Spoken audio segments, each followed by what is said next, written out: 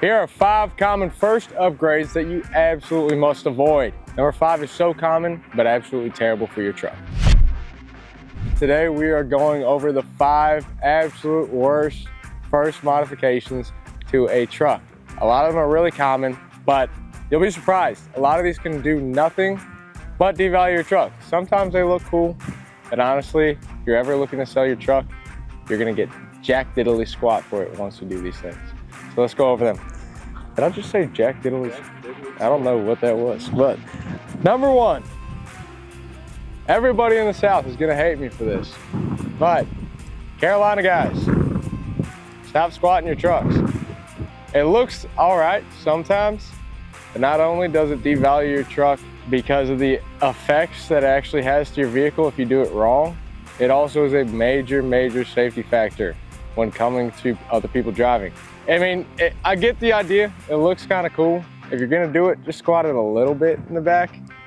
Don't do one of these major freaking, just put an image up there. One of them, frink, them things. Don't do it. It's a bad idea safety-wise, and honestly, it's really crappy for your truck and suspension. It can really affect your vehicle, especially if you do it majorly and you don't do it right. It'll end up grinding away any of the liner that's in the back, and then when you go over massive bumps and stuff, you'll actually just ruin the suspension in the rear of your truck. So, number 2, golly, I'm gonna get so lighted up for that one. Oh, I hate saying that because I got some buddies with Carolina squatted trucks, so it's like, oh. But number 2, Starlight Headliners. Probably also gonna get lit up for Carolina people. I don't know what it is with you guys, you just choose odd ones. I get the idea, it looks sweet, Rolls-Royce does it, you wanna bring it into the truck community. Cool. If you're gonna do it, don't sell your truck, because you'll either have to replace the entire headliner, or you'll have to take it out and try to sell it with a bunch of holes in it, which is not a good idea. I mean, if you're selling private, that's one thing. It doesn't really affect the vehicle too much, and it does look cool. So if you can find somebody privately, I'm sure it will go up. But selling it to a dealership, it will not increase truck's value at all.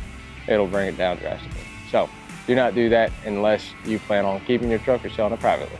3, hydro or paint dipping any aspect of your vehicle. It is such a bad decision. Which I actually think, now that I've probably irritated the entire Carolinas, I think you guys will agree with me on this one. When it comes down to it, we've seen a lot of people. I actually just saw one the other week. He came in with his bumper hydro dipped, and we had to take off his flares, and I could just see the entire freaking outside of it just coming off. Hydro dipping, I mean, it's a cheaper option of getting a wrap or something like that done to your truck. I mean, you can get a lot of different options to it. You can get images and different stuff on your truck, and I get for sports vehicles or like, you know, drag racing, it's kind of a little bit makes more sense. But when you're just daily driving something, you decide to hydro dip this in black, and rock chips or anything like that are getting up under your truck, your Jeep, anything like that, it's gonna come off. And eventually, once it starts peeling, it's a lot easier to keep on peeling than wraps or actual paint, especially if you PPF that paint. And so hydro dipping or paint dipping any aspect of your vehicle is just not a smart move. It's a waste of money. Go get actual paint work done or get a wrap done. It'll save you in the long term. What's number 4? Exhaust stacks out the hood or the side? Nope, I'm not doing that. I'm not touching that one. I've pissed too many people off today.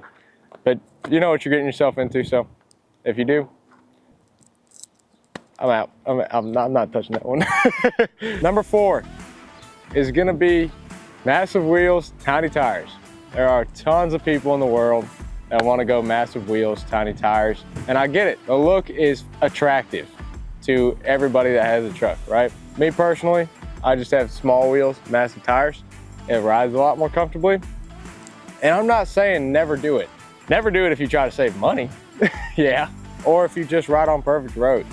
If you do massive wheels, tiny tires, your sidewall obviously shrinks, right? And so your ride is not gonna be as comfortable. You don't have as much cushion or as much air catching any of that road.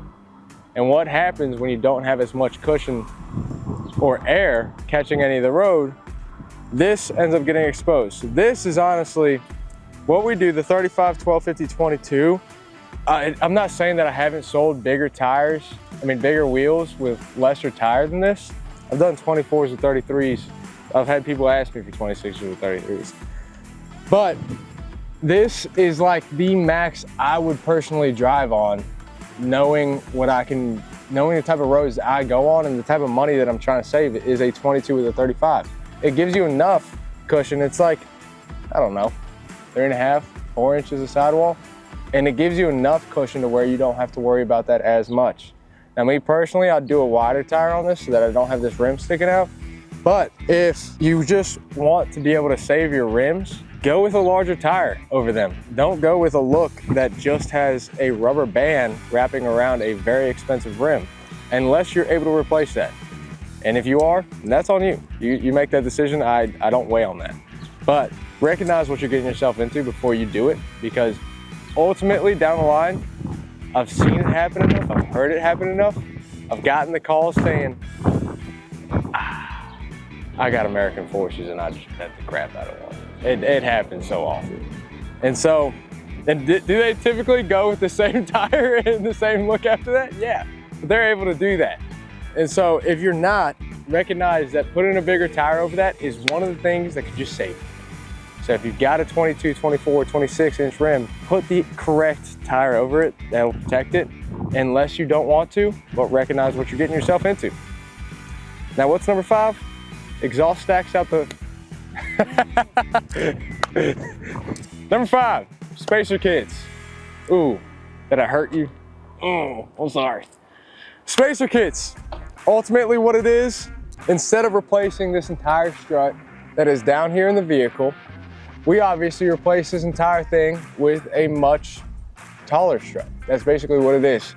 A spacer kit would keep your factory one and put a block of metal on top to make the vehicle taller.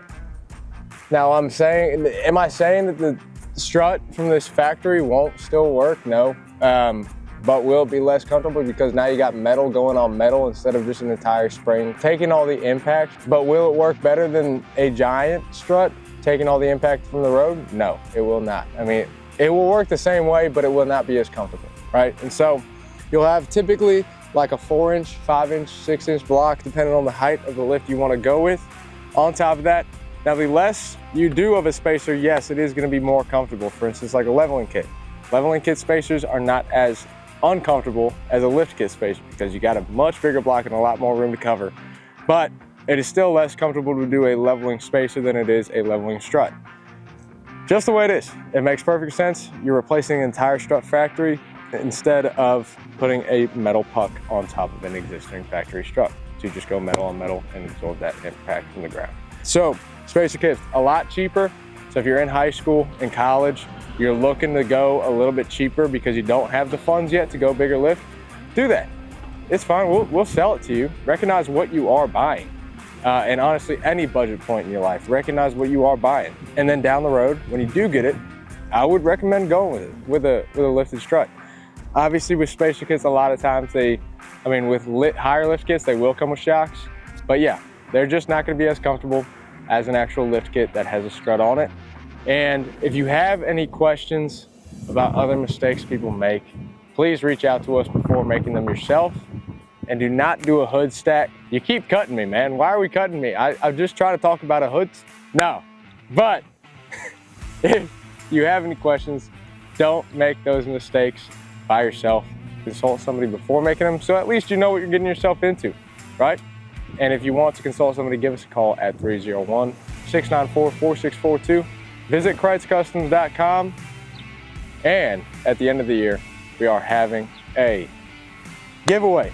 Wheels and tires, 22x12s on 35, 12, 50, 22s or anything below that. We are giving them away to you. So if you want to win them, please hit that subscribe button. Once we hit 50,000 subscribers, we'll be giving those away to one of you. So I hope to see you there. We'll see you guys.